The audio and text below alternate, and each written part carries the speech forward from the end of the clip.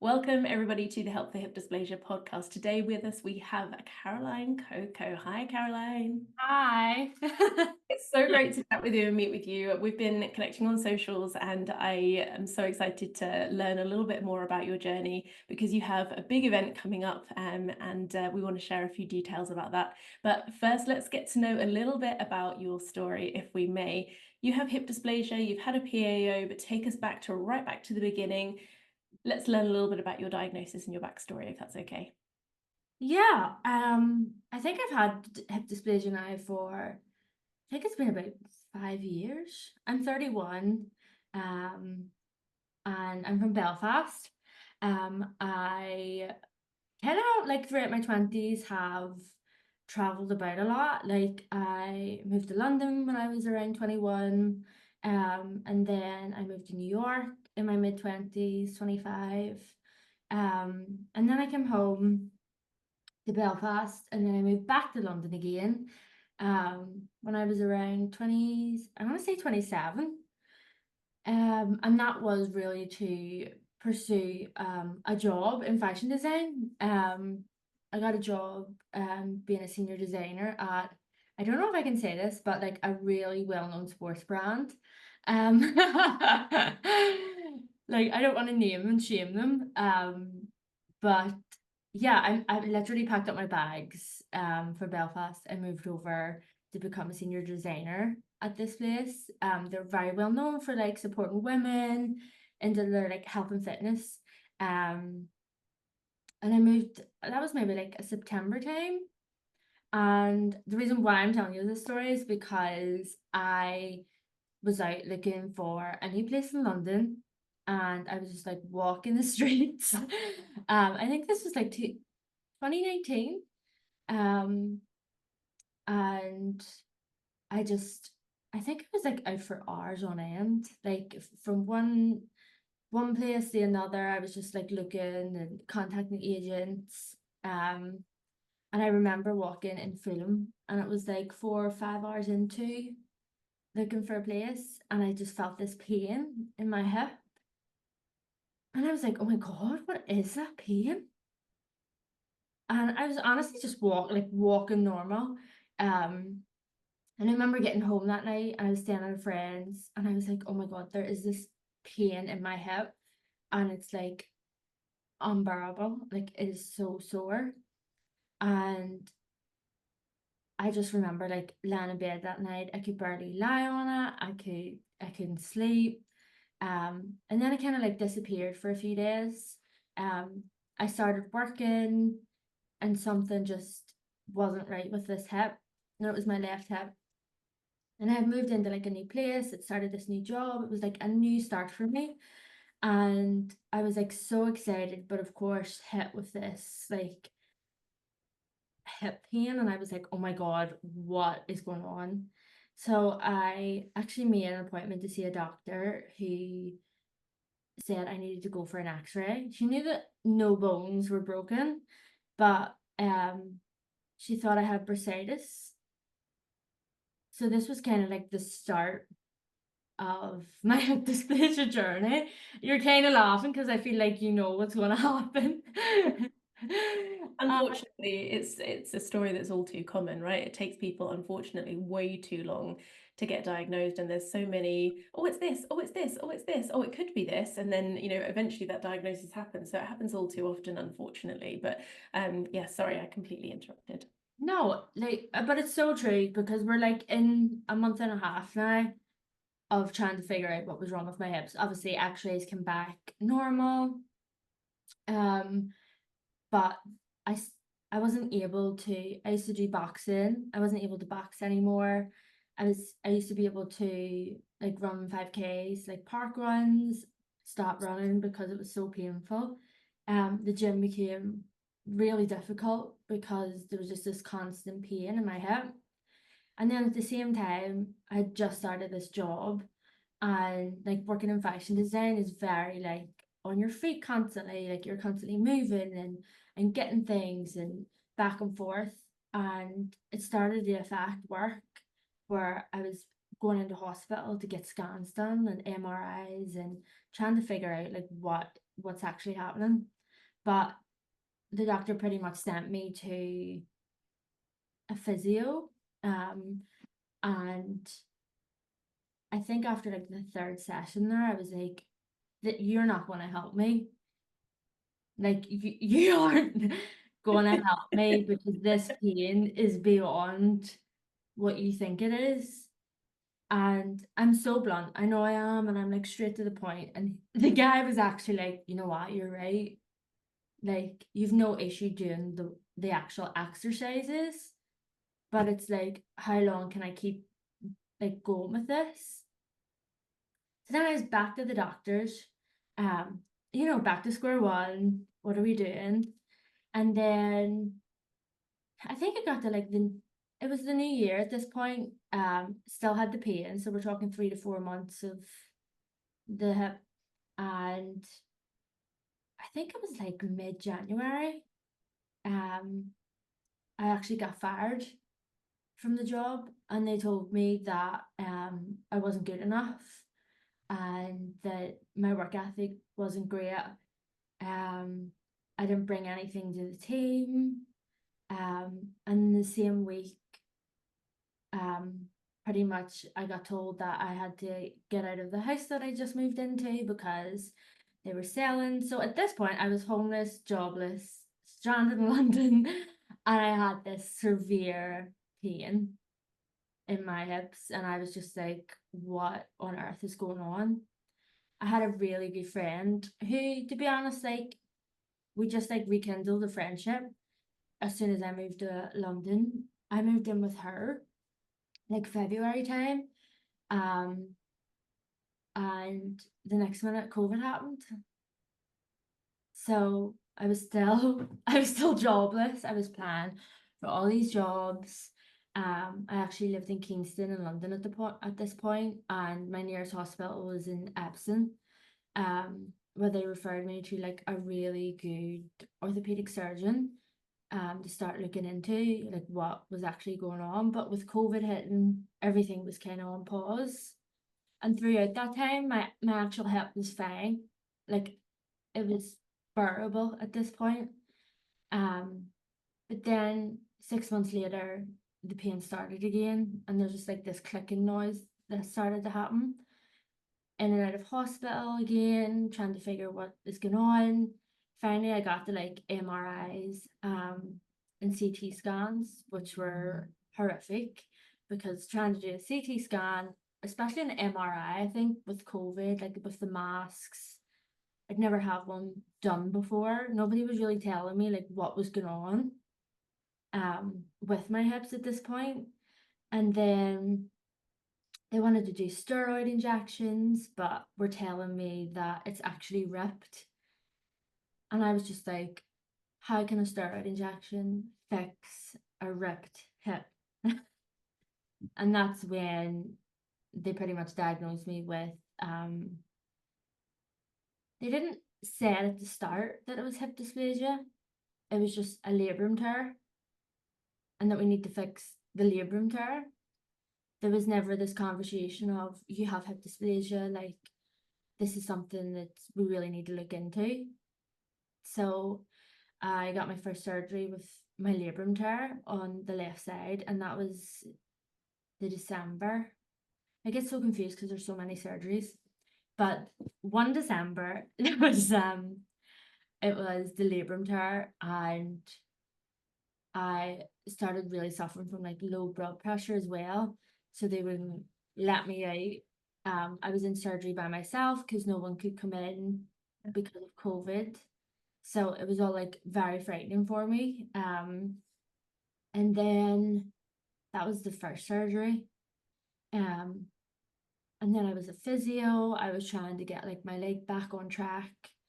Um, and then I got to like March. I think it was like March time where actually sorry, the first surgery was like June, because then by December things just weren't right. I was still dependent on crutches after a labrum tear. So it was like 6 months, and I was like, something just 100% isn't right here. Um, and then I went to New I went to New York the following year, and I remember out walking again, and my right hip went, and again they were like, "It's a labrum tear," and I was like, Yes, but what's causing the labral tears? right, like, why is this like last year it was the left hip, this year it's the right hip. Like, can we like discuss what's going on here? And they were just like no one was telling me like what is actually going on. And then they offered me a steroid injection. I did take a steroid injection and I got a really bad effect from it. I I got a steroid on a Wednesday and by Thursday afternoon the doctor phoned me saying that he wanted me back in again on the Friday morning. Pretty much the steroid injection um made pretty much internally made me bleed, which then resulted into like my urine passing blood. Um, yeah, like I took a really bad effect from it, and at that point I was just getting aggravated because no one was telling me what was going on. I was just like having these effects, like oh, a steroid will do you, but for what's it gonna like, what's it gonna do for me? Um, I just felt like I was just being tested. So then obviously I had to go in for a second surgery. And I was like, surely this is it. Like this has to be it now. And at this point, I just had this gut feeling that like something just wasn't right. And it wasn't the end. And I still was having a problem with the left hip, even though I had surgery on the right hip. And at this point, I'd been in crutches for nearly 2.5 years. And it was just on and off constantly of just things were happening in life as well. Like I'd broken my foot between my left surgery and my right surgery. And it was just constant. Like it was just like life was testing me. Um, and I knew something wasn't right when I came to the right hip surgery. And at that point I was like, things need to change. Like something needs to change right now. Um, while all this was going on, obviously COVID had like took like a set, like a rest, and I was actually trying to build my own business on the side. So it was very difficult for me to like have these surgeries, build a business, and try and enjoy life when I'm constantly getting knocked down. Um, so mentally, I just became not like I'd already faced like mental problems, like I'd already suffered from depression and anxiety and a lot of that previously in my 20s. So I was a lot more stronger mentally when it came to like these surgeries and constant like, where am I at? What am I doing? Um, and I was able like I'm so self-aware of like my body and how I feel. So at this point I was like, right, I really just need to like focus on myself and my health and like what's actually going on in the present moment. Um, and it was that Christmas where I went home after the right hip surgery and I was like, okay, something's not okay. Like I need to like reach out to people. So this is when I started looking into hip dysplasia. And this was like the start of pretty much a massive chapter where I actually just started to reach out to girls on Instagram who had been through labral tears, and I just felt like I'd fallen into this hole of hip dysplasia where I was like, no, like these girls have so much more problems. Like their PAOs, like I don't even know what that is. Like clearly there's something going on there that is a lot more than what I am, right? Like I just need labral tears. Like I'm okay, I'm fit, I'm healthy. And then I remember talking to this girl, who had two labral tears on both hips. And I remember laying in my bed and I messaged her and I said, do you mind like telling me your story? Like what what has happened and when did you get these tears? And she just like let off this it was like all these voice notes, this podcast to me. And I was like, oh my God, that that's me. And I had this like sinking feeling that this was a hell of a lot more than what I thought it was going to be.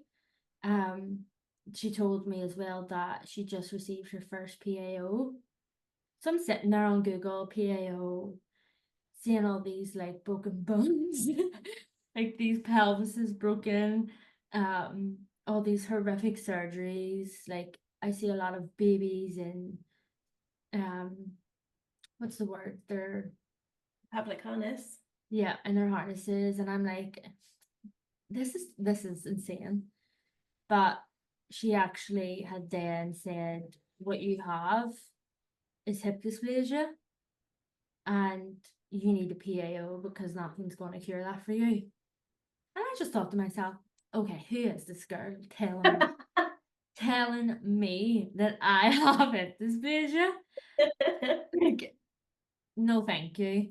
Um, and then over like the next few days, I started really looking into it, and she told me her surgeon, who is called Dr. Witt, and I started looking at Dr. Witt. I started reading a bit about him and what he does, and it kind of led me into this like path of holy shit, there is so many girls aged 25 to 30. I mean, I think I was 28 at this point, 29. It's like, holy shit, there's all these girls who are going through this horrific experience and nobody knows about each other's journey, or like, I've never heard of this before. Um, and I remember like driving, I was in the car with my mom and dad, and I just had this feeling. I was like, guys, I think I need to see this Dr. Witt. I think I need to go and see this man. I think what I have is severe. And my dad was like, yeah, like definitely there's nothing wrong with a second opinion. So that was like the Christmas period. And then I came back to London. Um, and I was still seeing my surgeon and consultant in Epsom. And we did like our 6 week follow-up with after the labral tear. And I said to him, I think I have hip dysplasia. And he said, no, you don't. And I said, no, like something's not right here. Like we've done the 2 surgeries. And he said, like, give me one more chance. Let's bring you in for surgery again. And I'm gonna look into your hips and see what's needed when I have you under the scope.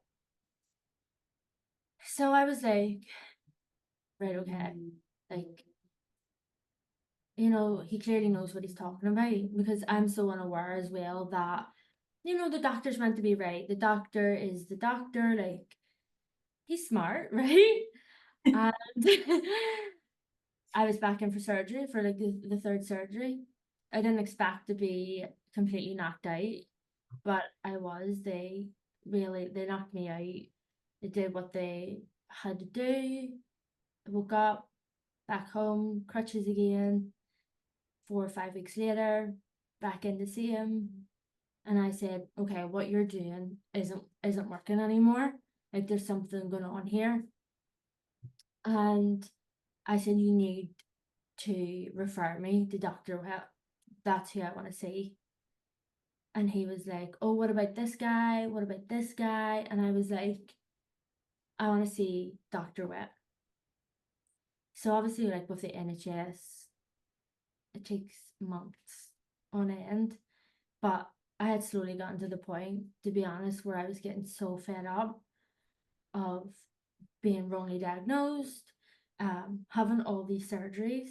I think at this point I had 3 surgeries, I had a broken foot, And I'd also had my appendix out like a few years before that. So I was on my I was like fifth surgery at this point, um, in a few years, and I was like, I'm getting frustrated now. Like life is just like happening to me.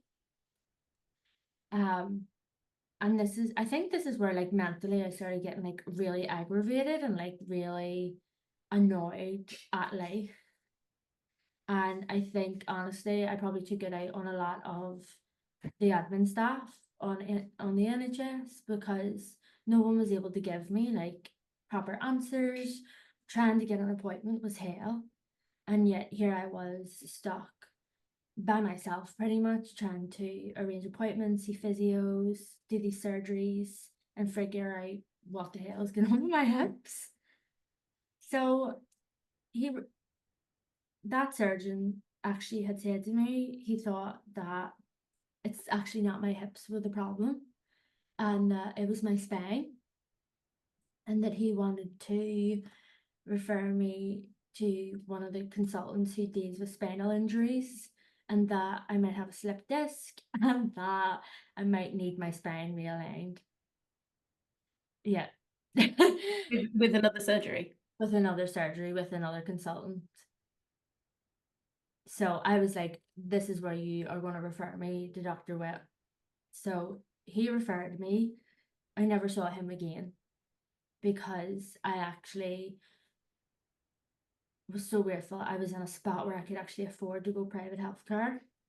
And literally, I phoned Dr. Witt's secretary, and within the week, I went to see him and paid straight out cash to go see this man.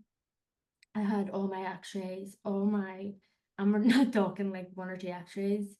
There was like 8 or 9 x-rays that I was able to show him. I had MRIs, I had CT scans, I had everything that you could possibly think of to go and see this guy. I had a disc, a CD, because I was like, this something needs to change here. Um, I remember walking into Dr. Witt's office, and I actually just felt like this is where I'm gonna get help. And I remember walking into his little room, and within 5 minutes, um, the two of us just got each other, and I feel like that's what made a huge difference. Um, he was able to tell me straight away I had hip dysplasia. He was able to tell me the angle of my hip wasn't right on both hips. He explained to me why I was having these labrum tears. He was able to explain what my situation is as pretty much like a 29, 30-year-old. Um, I think for me, like having kids is something that I want in life. And he said you will struggle with the weight of babies if you can't like hold yourself. Having a child makes it more difficult because you know your weight burn, your hips. Um, and I just thought to myself, like, if I want to have kids, like, I don't really have a choice but to do this surgery. And my heart was like broken at this point, because I was like, if I can't carry my 9 stone self, how am I meant to carry another 8 pound baby? And I was just like, this is this is horrific. And my mum and dad were there too, and I remember I couldn't stop crying, just could not stop crying for days on end after that, because I had to do this surgery, I had to do this PAO, and no, none of my friends kind of understood what was really going on, because it was so back and forth of I'm in crutches and I'm doing this and I'm doing that. And I think from like that March, I think I seen him in the March of that year, and through like that entire summer, my hip dysplasia got so bad where I was permanently in crutches and permanently walking. When I went to concerts, I had to plan out like my route of walk, where I was coming in off the tubes. I'd always have to leave concerts early because I couldn't walk with the crowds. One thing I really struggle with is standing in the same spot for such a long time. Um, and to be honest, like I think you forget that although like you're going through that, the rest of your life is hugely impacted. I'm hugely impacting my friends because my friends have to adjust to my life, my disability. And it was just, I hate, I hate asking people for help. I hate it. Absolutely. It's probably one of my worst traits. My friends are always like, Caroline, just ask us if you need anything. And I'm like, yeah. Girl, I hate asking for help. And this was like at a point in my life where I had no choice but to be like, oh, can you hold my bag so I can get my crutches and hold my drink and try and enjoy this concert? Or arrive into a concert and scan in the area to see where I could possibly lean on, which would be, the speakers usually in the center. So I'd usually have to stand there so I could hold on to something. I then started timing things where I wasn't actually able to walk more than 25 minutes without a crutch. Um, and like I used to go to the gym 6 days a week. I used to be squatting, everything, running, everything you can think of. And that all changed. Like my whole life had to be revolved around these surgeries and making sure that my training program is based on this and that. And there was just so many more MRIs, CT scans on top of everything. And it really mentally absolutely drained me. Like I was drained and owning my own business. I was back and forth to New York because a lot of my clients are there. I had to walk around New York to see them. Every time I flew to New York, I would be in bed for 2 days because I couldn't walk. Um, and honestly, before I got to like the actual surgery, it was a case of like I'd wake up every day and have to think, can I walk today or not? And it was the first and last thought of my day every day. I, with my friends, only a few of them really understood and got what was happening and would check in on me. Some people just kind of like faded out because, I couldn't really do much. Relationship wise, took a huge toll. I felt like when I dated people and I told them about surgeries and what I'd been through, they just they didn't want to be a part of that. I remember like speaking to a fella and I had like surgery in 3 weeks away and he literally just like cut it off a week before the surgery, which was fine. I was fine with that. Um, I didn't hear from him. And then a week after surgery, he popped back up and he was like, look, I'd really love to take you out. And I was like, what? So it's like when it comes to these surgeries, I felt like there was a lot of things, a lot of changes. People just didn't get up, which was very difficult. But I'm one of those people where I'm so focused and like my goal was to get to the PAO and do the PAO. Um, and when I did the PAO, um, I obviously was like scared. I was shitting myself to be honest. I like bought myself new outfits. My mum came over to London and my dad, and then my dad went back to like prep because I was going back to Belfast. And when I did my PAO, um, I feel like everyone goes in. Correct me if I'm wrong, right? Everyone usually goes in for like 3 days. Is that right? Well, it varies so much. So some people are out in 3 days, right? Personally, I can remember being in for a couple of weeks because my blood pressure was so bad and I just kept fainting every time I stood up. So yeah, I was in for a couple of weeks when I had mine, and I remember that vividly. Even though I was only 10 at the time, I remember it so vividly, being stuck in that bed. That Being was my problem. That to was myself. so I had had like I'd done my PAO.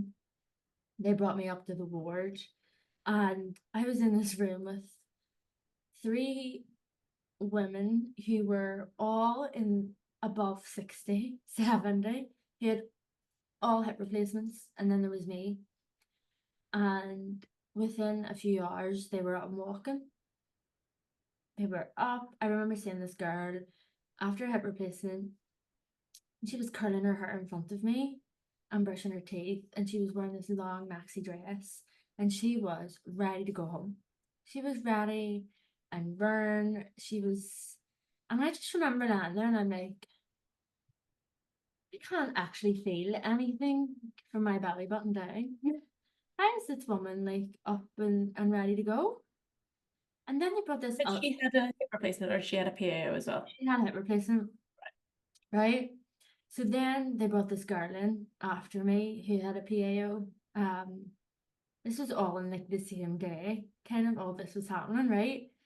And I was like looking at this girl who was probably a bit younger than me. I want to say she was like 25 because I was 30. Um, and I was in the corner and my mom and dad were there and I was like constantly drinking Lucozade, get my energy levels up because one thing I struggle with is low blood pressure. And I said, right, I am getting my ass up. I am going to start walking. I am going to make sure that I pee. I am getting out of here. I am getting out of here. So that day of the PAO, I got up on my crutches with my physio, and she was like, "This is amazing," and I was like, "I know, I'm going home. I am going home." and she was like, "Well, I don't know if you'll be going home today," and I was like, You have to remember, I was like really high on morphine, Yeah, yeah, yeah. and I was walking. I actually started walking a bit, That's incredible. and I was like, I have got this. Like, I'm out of here by tomorrow. This is great. So then I got back in bed, and that was it for the night. And I remember waking up the next morning, and it was just like a crane had fell on top of me. My whole face had like swollen out. My whole body was just like swollen from like fluid, from the surgery, everything. And I was just like, holy shit. I was like, this is it. This is like, I'm not going anywhere today. And I remember the nurses come in and they were pretty much just like, do you want food? And I was like, no, I can't move right now. Like, I'm in so much pain. And they were like, it's fine, you'll be okay. And I was like, I can't actually feel my toes. Like, I can't feel anything on my left leg. Like, literally from my hip down was just completely numb. And the doctor had said this is normal. There might have just been a bit of nerve damage through the surgery, but the numbness will come back. So the girl in the maxi dress had left. There was an empty bed there. The girl beside me was still there, and the girl who had the PAO was up and she was walking up and down. She was away down the corridor. She was doing her teeth. She was in and out of the toilet by herself. And I was literally lying there like, when did I go home? And then I got up that day and the physio got me up to walk. And then it just started with the low blood pressure. Every time I got up, I passed out. Every single time I just stood up, my eyes rolled to the back of my head, and that was me, straight back on the bed again. They must have done that 3 or 4 times per day. Um, so I couldn't actually walk.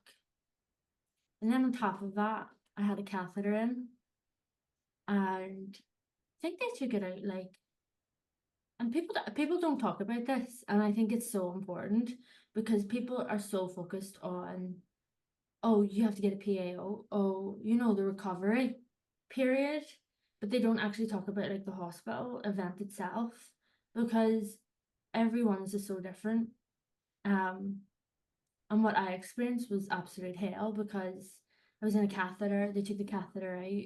I ended up I couldn't actually like pass urine at all, and they were like, you need to drink loads of water. So I did.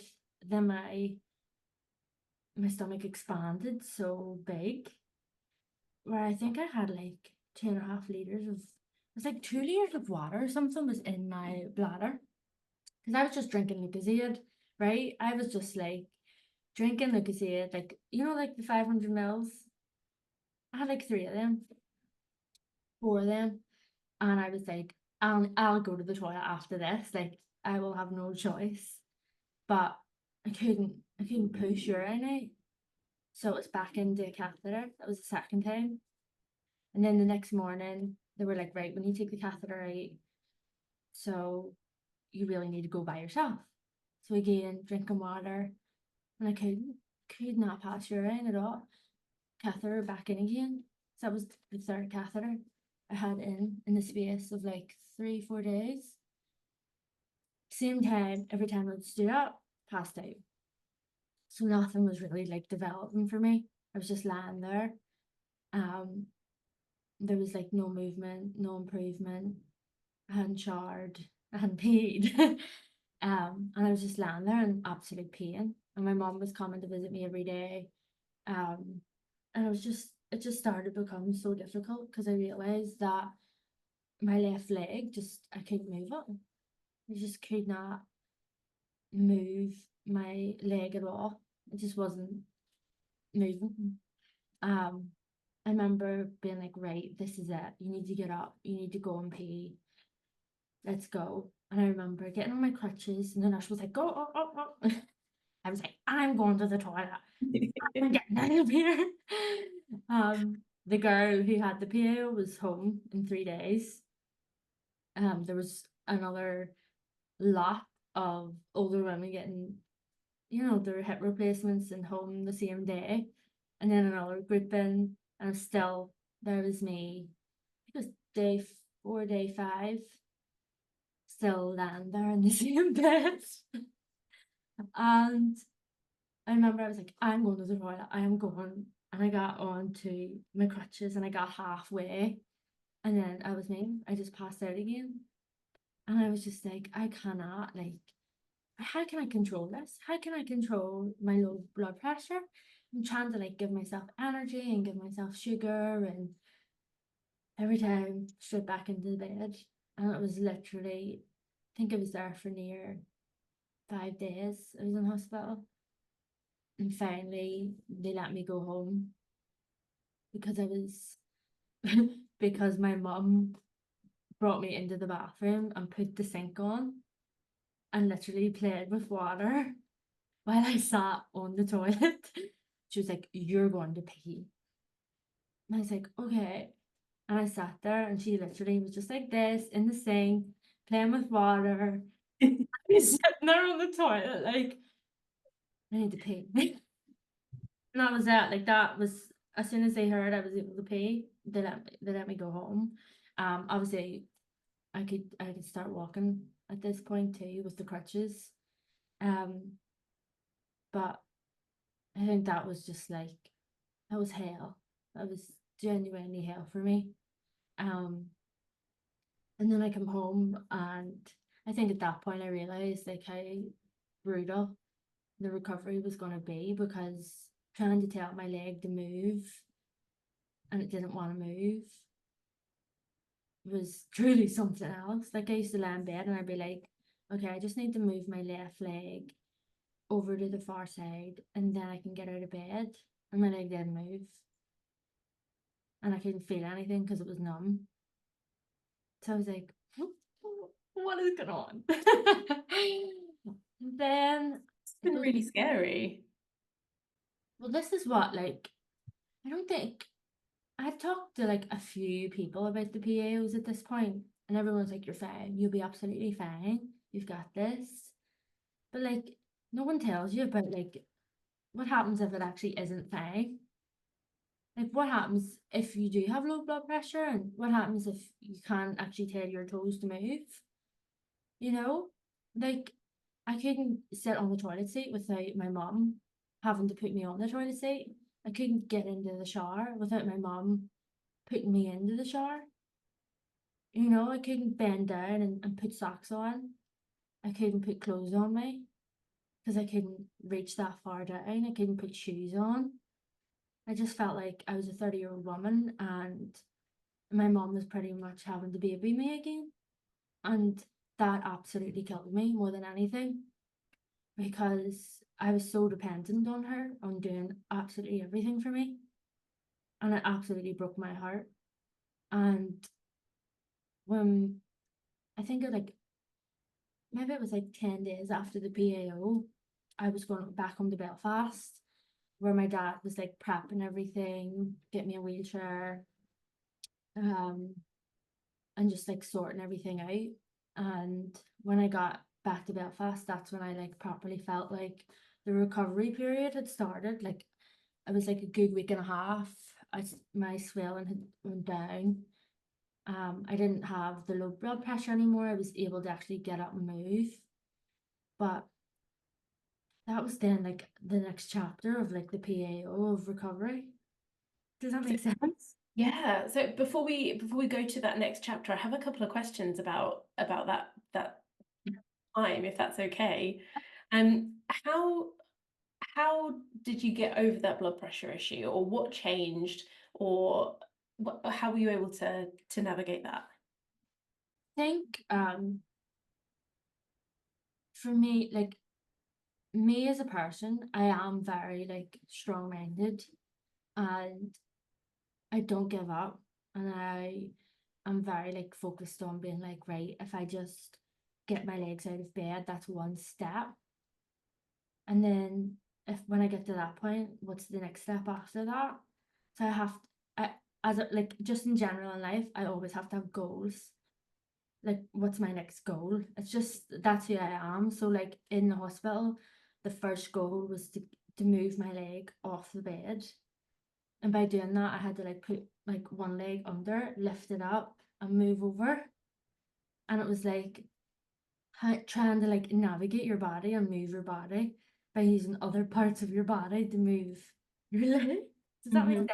Yeah, yeah. So was it just that you just had to really slow it down and let your body acclimatize to each change in the process of standing up, like just much slower to be able to overcome the blood pressure stuff? Or was there anything that was done outside of that? Was it anything more to do with hydration, or Yeah, anything everything. like, was it just, yeah, everything? There was I had to like take about 10 steps back and be like, right, at 4 o'clock, my physio is coming and she wants me to walk. So she'd be like, an hour before that, let's get some food into me and let's get me hydrated. So that was the first step. Maybe I need to have a bit of morphine. So press the button, give me some morphine, maybe 30 minutes before she arrived. And then like 15 minutes before she arrived, take the sheets off to like let my body have some air, like let it sounds stupid, but it was just like all these different everything had to be broken up because lifting sheets and getting out of bed wasn't working for me, like it could for most people. So we went from like once a day to 3 times a day because we had to do it in steps, and it really was, let's get the legs to the side of the bed. And then she sit there and we talk for 10 minutes just to like get my body moving a bit more. Um, and then let's move to the side of the bed, like scooch over. So I'm kind of like sitting like this. And then let's stand up. And then when we stood up, we talked for another 5 minutes to get my body like, get the blood moving and try and distract me. Sometimes it worked, sometimes I could just feel this heaviness, of just like my eyes started to roll back. I could feel myself starting to pass out, and I'd be like, I'm going. And I could always tell if I was going, I'd be like, I'm going. And they'd just be like, right, okay. And then they just see me go. Every time. Sometimes I was standing there just naked because the cloak would fall off. And I was like, I'm going. But it was just a process of just like every little step I had to like break down and then move forward. And then it would be like, right, let's walk to the end of the bed one day, back in the bed. The next day, let's walk to the curtain. And then Yeah. that's it. And then it was tough. It is, and I thank you for breaking that down a little bit more, because I think it's easy to think, well, why is it so hard to just stand up and take a few steps? But actually, when your body's been through so much, and especially if you do suffer with low blood pressure, it is so important to slow it down and take those steps exactly like you did, like tiny little things, like even starting by just like wiggling your toes, if that's even possible, right? When your left leg is numb and not really responding. Like even things like just starting by wiggling your toes, even mentally preparing yourself for the fact that you're going to be moving. Like you said, taking the sheet off is probably a big deal in itself, just at that one act of having to do a little bit of a sit up to, like, pull the sheets off. So Exactly. Yeah. all of those little tiny steps make a massive difference if you allow yourself the time to prepare for it. And like I said, it's not always going to work, but it's definitely going to serve you a better chance when you break it down like that. And like I said, I have the memories of doing exactly that, and it had to take so much time. And like you said about them stopping and chatting to you for a good 5-10 minutes at each of those stages allows your body to reacclimatize to that new posture and position, and having to work that bit harder to get your blood pumping up towards everything else above, with gravity having to work against it in a different way. So yeah, thank you for breaking that down. What about the numbness? How long did it take for you to be able to use your toes and feel things starting to happen in your leg again? To be honest, it was with the labral tears, right? I was the same thing happened with like the numbness, and I was kind of aware that that happens because of the nerve actually like travels the entire way up the leg. So I was educated in that, and I taught myself and done a lot of research into understanding what was going on. Um, but I think when your when your pelvis is cut and your hip is being moved and you have these screws in, plus you have this numbness literally from the hip right round your bum and the entire way to the bottom of your toes. You're like, I actually don't feel anything. And it kind of scared me a bit because I was like, but when I poke my skin, like I don't feel anything. I couldn't tell you, like if you touch my leg, I wouldn't be able to, I would know. And I told the consultant and he was like, it's normal, like it will come back, give it a few days. So I think it was like 2 days where I could start feeling like the numbness starting to disappear, and it went from the toes to maybe about the knee. But then from the knee to my hip still was completely numb. And it really worried me. Like day 3 had passed, day 4. At this point, I was working as well on, I feel like you have to rechannel like your brain and the nerves to your toe to be like, move. Like that, you want that toe to move and you have to like send signals. And it's so hard because it's obviously like your leg's traumatized of what has just happened. Your body's like in shock. And I found it really hard to be like, my toes need to move and I need to like move them one by one. So I'm sitting there doing exercises to try and move the toes. And then the numbness as well. But when I was released from hospital, um, I still couldn't feel my knee to my hip. And 6 weeks, maybe actually about 3 weeks, I could then start feeling like it coming back, and it had gradually started like developing, just like back to normal. Um, but now we are what, 8 months, 9 months, um, and there's still a part of my hip that's completely numb, part of my thigh, and you would notice it when I have goosebumps, like my legs. My thigh will go goosebumps, and then I'll have this band of no goosebumps. Do you also have, so I have it the opposite way around as well. So my patch goes all the way down the outside of my left thigh.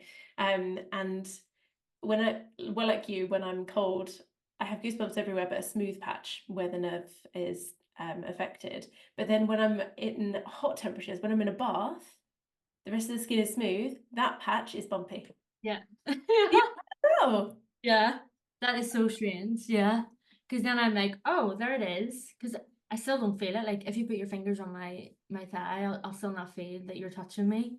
One Yeah. thing I find really annoying is um when I have an itch there, when I have an itch around that patch, I know the itch is inside, right? And then just give it a good itch, and then you're good. But because the skin doesn't feel anything itching, the itch is still there. So I end up smacking my hips. I'm literally like walking like this. Yeah, I have to go like super deep, like with the heel of my hand to like get a lot of pressure and go really deep to try and I'm feeling it now. It's completely psychosomatic. But because we're talking about it. But yeah, a lot of pressure to get under that superficial layer. That's the only way I can get rid of the itches in. Most of when I itch is actually when I'm running. Like I'm running around the track and I get this itch and I'm like, I can't itch this. So I end up looking like I'm smacking my own ass while I'm running. Because I'm like this, like, and I'm just like, this is if people saw me. Like, is she okay? But yeah, I still, I'm still numb. Yeah. I mean, if it makes you feel any better, it's 27 years after my surgery and I've still got that numb patch, and I've just come to terms with the fact that that won't come back. But if again, it's reassuring at all. Apart from the temperature thing and the, I can't sit next to a radiator just in case, but other than that, it hasn't really affected me too much. Yeah. So if that helps to reassure you at all. Empty Um, hot water so bottles and then realize actually yeah. shit, what am I doing? Like I have a hot water bottle on this numb patch and I don't feel how hot it is, and then I take it off and it's hot. I've not used hot water bottles on it actually.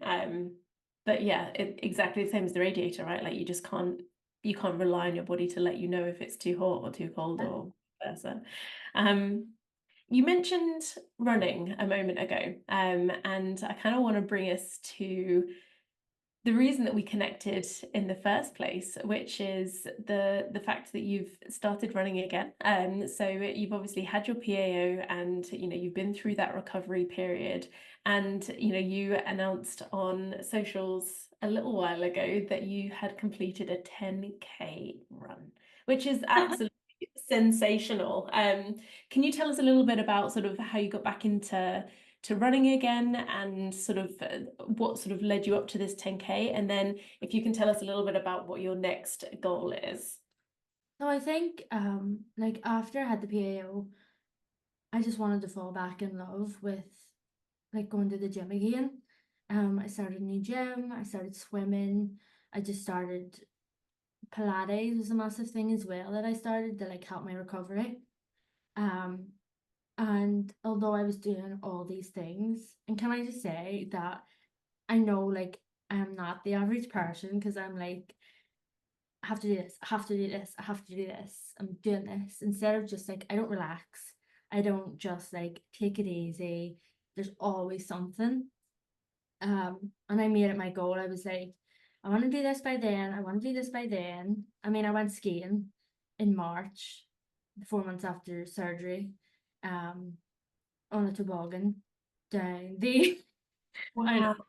I know, because I was just like, no, nothing's stopping me. I don't care. I'm.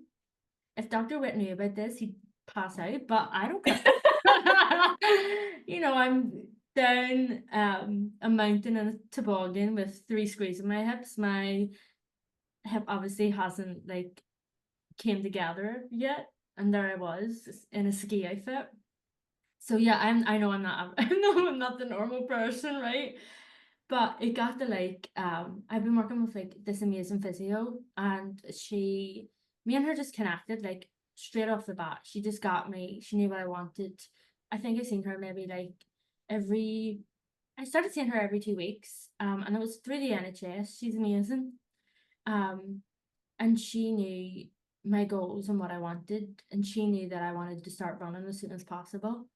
I just love running. It makes me feel just it gives me that time just to like not think about anything but everything. It allows me to clear my mind, it allows me to focus on my mental health and just be present in the moment. And although I absolutely hate it at the time, like that feeling afterwards of running, just I feel so good about myself. And at this point, I'd obviously hadn't ran in years because of all these surgeries and crutches and everything. So it got to like May, and I was like, right, I want to run. And she was like, You have to wait till like the 6 month mark." And I was like, "No, I want to run." I know, I'm hateful. And she was like, "Okay, um, I don't think you can." And I was like, "No, I'm gonna run. I'm gonna run 5K." And she was like, maybe 1K. So I actually went to Marbella with my mom and dad, and I said, we're gonna do 5K. And my dad was like, "Let's just take it slow." And I was like, "We're gonna do it." So I ran like 10 minutes non-stop, and then I took a break, and then I ran more. It took me an hour to do 5K for the first time, but I did it, and I made sure that I did it. Um, and then I came back to my physio and I said, "Okay, I did a 5K." She was like, "What?" I was like, "What's the next step?" She's like, "Okay." I know, I know. This is why I'm like, I'm not the average person, right? Um, and I said, "You know what?" I was like, "I'm gonna run a half marathon." And she's like, "Caroline, like, you need to get yourself together. Like, what planet are you?" Like, I was like, "You know what? I'm gonna do a half marathon because I want to show that, like, despite the amount of shit that I have been through and like this massive PAO, like sometimes I find that people let PAOs define them and who they are in their entire life, and they let everything just revolve that, oh, I can't do this anymore and I can't do this. And I'm just like, you can do anything you put your mind to. And I know that's so cliche and people say it all the time, but I always have in my head that if you really want something, that you'll do it. And I signed up for a half marathon, and it just so happened that a week after that, the gym that I go to, one of the instructors put out that they were starting a run club. So I messaged her and I was like, "Look, I'm not great at running, and it takes me an hour to do a 5K. Can I come and just do my own thing? But I feel like being around people will help me." And she was like, "Yeah, of course." And I remember going, and she just like looked at me and was like, "You've did amazing." And I was like, "I want to run a half marathon." And she was like, "Uh-huh." Okay. And then I messaged her and I was like, "Can you coach me?" And she was like, "What?" I was like, "I actually need you as a coach. Can you coach me for a half marathon in October?" And she was like, "Okay, let's do it." And I'll be honest, the first few weeks were hell.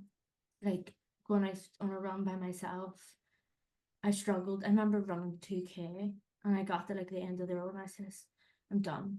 I've had enough of this." And I cried and I was like, "I can't run a half marathon. I have 3 screws in my hips." And I'd be like, "Karen, what is wrong with you? Like there's something not okay there." And I got up the next day and I ran again. And I did it the next day and I ran again. And then over the last few weeks, going to the run club, I've made so many friends, and we just became like this little group of people where like my Tuesday mornings are my run club, and I got faster. I went for a long run with one of the girls from the run club. He was like, "I'll help you run." I did 6K like non-stop with her, and we were like, "Shit, we're doing this." Then I went to 7K, then we went to 8.5K. And then I said to the guys, we're going to do a 10K at Battersea Park. This is like way at the start of August. Do you want to do it? And they were like, "Yeah, we're doing it with you." And then it got to the day of the actual race. And I thought, oh, they're just doing like a 10K. Like they'll do it on their own, we're all just here. But a few of them were just like, "No, we're doing it with you. We're doing this 10K with you." And I was just like, "What?" I remember one of my friends arrived with flowers at the end of it, and I just burst out crying. I was like, I actually just ran a 10K. I did it in like 1 hour. I think it was 1 hour, 8 minutes. I didn't stop once. I kept going. It was one of my fastest runs I've ever done. Um, and I just couldn't stop crying because 10 weeks ago I couldn't run and I just completed a 10K. So yeah, now I'm doing a half marathon in October. I know I'm crazy, but I did 11 and a half last week.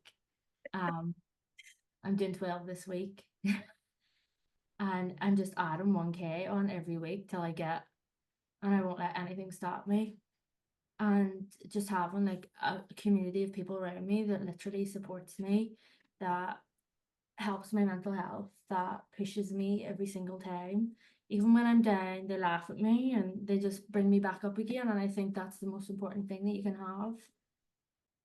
So obviously having this community and this support team around you has been able to get you to this point where you feel like, actually, do you know what, I'm gonna do this. How are your hips with your training? Like, how do they feel? Like, are you having to have any extra physio? Are you in, what's your program like? Apart from sort of increasing your mileage, what's happening with your hips and the strength training and, anything else that you're having to support you with this? I mean, don't get me wrong. Um, I have to wake up every day now, and I think that's just embedded in me that I can wake up and I'm so scared to know if I can walk or not that day. There has been a few weeks where I've woke up, I think it was like 2 days, I just could not walk. And when I get like that, I don't want to talk to anyone. I don't want to engage in any conversation or social aspect of my life. My friends, my close friends who get me understand that. They know exactly where my head's at and that I need space. Um, and then after 2 days, I'm okay. I'm good, right? Um, but I have to be so aware of my body, mentally and physically, of what I can handle that day and every day. And with my hips, it's like I don't want to push my hips too much because on Friday I actually just scheduled my next PAO, which is happening in November. Um, so although I have screws in one hip, the other one is getting redone as well. Um, so it's not just one leg I'm thinking about, it's both legs. And it's just taking every day at a time and being like, right, I have to be very present in the moment and very self-aware of myself and what's going on in my environment. And that's it. Such an incredible story. And I mean, it feels like a bit of a roller coaster. Like, I feel like I've been on this, emotional journey with you, like going through, all the ins and outs and the mental challenges, the physical challenges. Like, there's so much to your story. I'm so grateful for the fact that you've shared it in so much detail. I really feel like I've been alongside you through that journey, listening to your story. So I really, really appreciate all of the time and all of the detail that you've given. I think it really gives people a chance to have a deeper understanding of what going through that surgery can be like. So I think that will relate to a lot of people and give so much valuable information. But I think also, the way that you've pushed through and had to advocate for yourself is, again, another really strong message from your story. Even though you said that you're somebody who's quite strong, I think you used the word blunt early on in your story.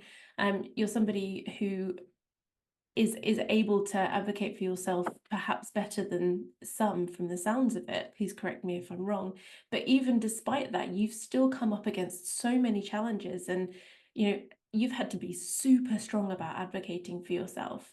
And I just want to just ask a little bit more about how it felt to have to be so strong at advocating for yourself when there are so many people that struggle with that in day-to-day life, let alone when we're going through surgeries and having to advocate for ourselves against professionals that we're supposed to trust everything that is said, that we're taught to believe. I think for me, I think it's such a not touchy subject, but it's kind of like throughout my 20s, it's just been very, like, I've just had very difficult challenges. Like when I moved to New York, that's where my appendix went. And I was stuck in this hospital in New York, um, having to get the surgery done. And I was very sick. And at that moment in life was just this massive like 180 for me, where I had to really like learn how to navigate myself, understand who I am as a person, and really do a shit ton of work to become a better version of myself. And I put so much work into myself, and reading and investing so much energy, where I did learn that if anyone's going to do anything for you, it's you. And although you may have this community around you who can push you and motivate you, the only person that can get you off your sofa and get you off onto your feet is yourself. And I know everyone says it, but like once you can control your mind, you can control anything. Um, and I think that's something that really like stuck by me and has throughout like all my challenges, even owning my own businesses. It's constant challenges, and it's how do I adapt? How do I change my mindset? How do I move forward? Um, and I'm able to then apply that to like my health situation and be like, right, if this is something that I want, how do I do this? How do I do this for me? And it may sound selfish, but I don't do it for anybody else. I show up every day for me. I do things for myself, and that's what makes the difference, because my happiness is the most important thing. I don't think it's unselfish at all. I think it's something that so many of us can hear your story and be so inspired by, because I think being able to advocate for ourselves, stand up for ourselves, do the things that are important and necessary for us. I think we've been brought up in a culture, especially as women, that we're taught not to put ourselves first. We're taught to make sure everybody else is okay first.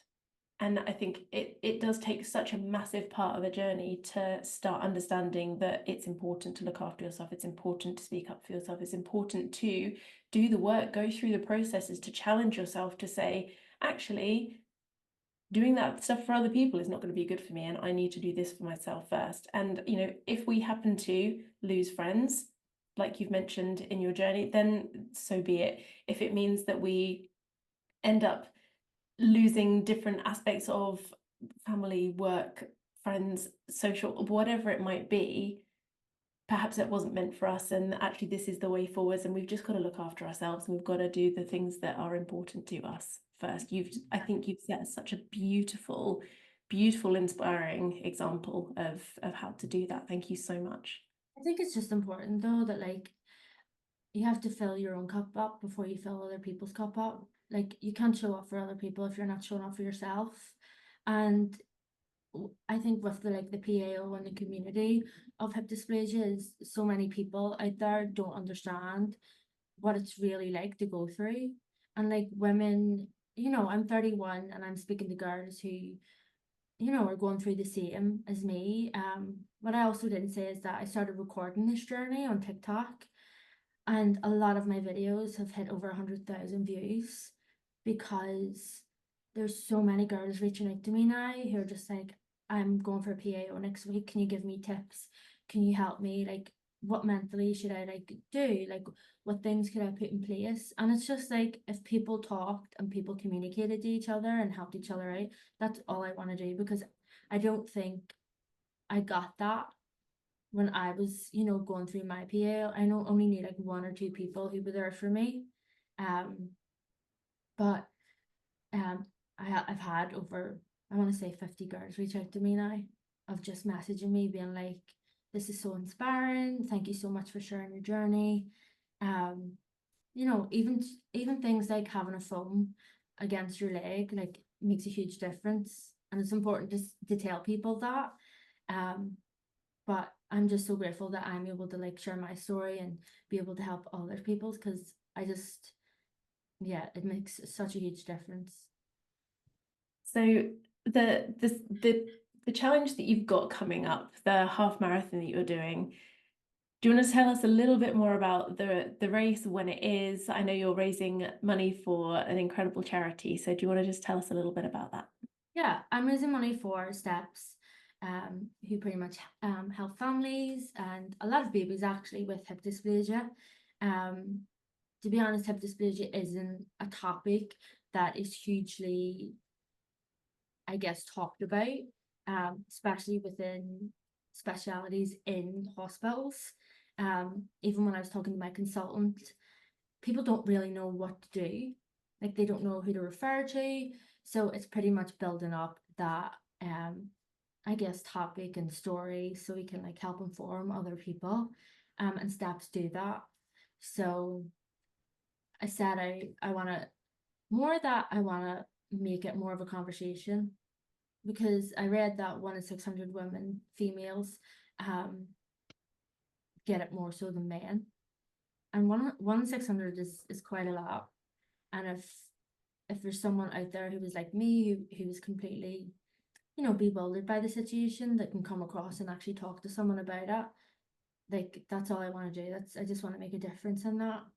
And yeah, once again, I just want to show people that yeah, I'm running a half marathon. Yeah, it'll probably take me like 3 hours, but yeah, like if you put your mind to it, you can do anything, and it's not the end when you have a PAO or hip dysplasia. Thank you so much for that, and I would love to be able to share some of the information that you're putting up about the donation page, the story that you're sharing. If people wanted to follow your journey, where can they find you on socials? Yeah, you can follow me on Instagram, just Caroline Coco, CAZZACOCO. Um, and you can find out a bit more in my like real section of like coming up to my last PAO and just like how I dealt with it.